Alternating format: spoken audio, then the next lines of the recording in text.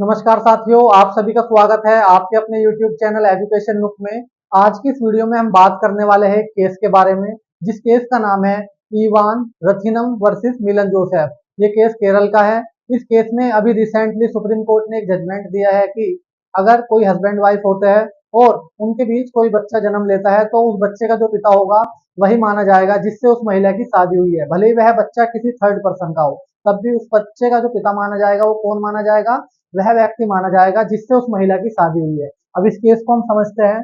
ये केस है आपका केरल का। इस केस में क्या होता है, एक हस्बैंड वाइफ होता है जिनकी शादी कब होती है? 1989 को होती है। कब होती है? 1989 को होती है। और जो फर्स्ट चाइल्ड होता है वो होता है 1991 में, जो कि क्या होती है? लड़की होती है। 1991 में जब ये फर्स्ट चाइल्ड हो जाता है, जो पहला बच्चा हो जाता है, फिर इन दोनों के बीच क्या होने लगती है? लड़ाइयाँ होने लगती है। और ये फिर एक ही छत के नीचे रहते हैं बट अलग अलग रहते हैं। क्या होता है?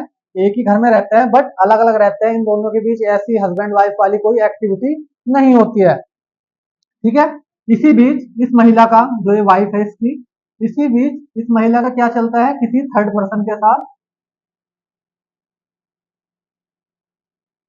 के साथ अफेयर चलता है, उसके साथ ही रिलेशनशिप में रहती है ये महिला। ठीक है।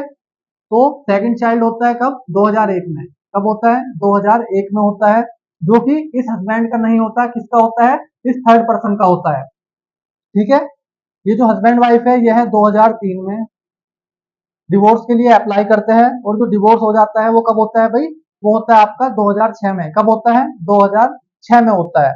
तो ये महिला क्या चाहती है? ये महिला चाहती है कि जो ये सेकंड चाइल्ड है इसके बर्थ सर्टिफिकेट में इस थर्ड पर्सन का नाम आ जाए फादर नेम की जगह, क्योंकि अभी किसका नाम चल रहा था यहाँ पर? इस हस्बैंड का चल रहा होगा। क्योंकि जो डिवोर्स हुआ है वो कब हुआ है? 2006 में हुआ है। और बच्चे का जन्म कब हुआ है? 2001 में हुआ है। समझ रहे हो?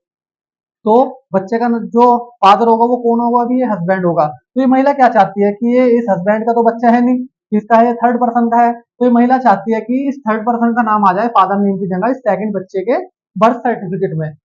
ठीक है। तो ये महिला जाती है बर्थ सर्टिफिकेट में नाम चेंज कराने के लिए फादर नेम। तो वो मना कर देते हैं इस चीज के लिए। जो अथॉरिटी होती है नाम चेंज करने वाली, वो मना कर देते हैं कि हम ऐसा नहीं कर सकते। अगर आपको नाम चेंज कराना है तो आप कोर्ट से हमें ऑर्डर ला दो, हम चेंज कर देंगे। तो ये महिला जाती है कोर्ट में और फर्स्ट पिटीशन 2007 में, कब? 2007 में याचिका दायर करती है। ये फिर ये केस चलते चलते चलते चलते कब तक आ जाता है? 2025 तक आ जाता है। ठीक है। 2025 में ये केस सुप्रीम कोर्ट में आ जाता है। कहां पर आ जाता है भाई? सुप्रीम कोर्ट में आ जाता है। तो सुप्रीम कोर्ट इसमें जजमेंट सुनाता है कब? 28/1/2025 में। क्या जजमेंट सुनाता है? कि भारतीय साक्ष्य अधिनियम 1872 की धारा 112 के अनुसार बच्चे का पिता वही होगा जिससे उस महिला की शादी हुई है। भले ही वह बच्चा उसका ना हो, किसी थर्ड पर्सन का हो, फिर भी उस बच्चे का जो पिता माना जाएगा, कौन माना जाएगा? वह व्यक्ति माना जाएगा जिससे उस महिला की शादी हुई है। ये धारा 112 है, ये यह भी कहती है कि अगर मान के चलो आपका डिवोर्स हो जाता है, जैसे 2007 में जो ये इसका डिवोर्स हुआ है, इसके बाद भी 280, कितने? 280 दिनों के बीच अगर कोई बच्चा जन्म लेता है तो वो भी किसका माना जाएगा? उस व्यक्ति का माना जाएगा जिससे उस महिला का क्या हुआ है भाई? डिवोर्स हुआ है। समझ रहे हो?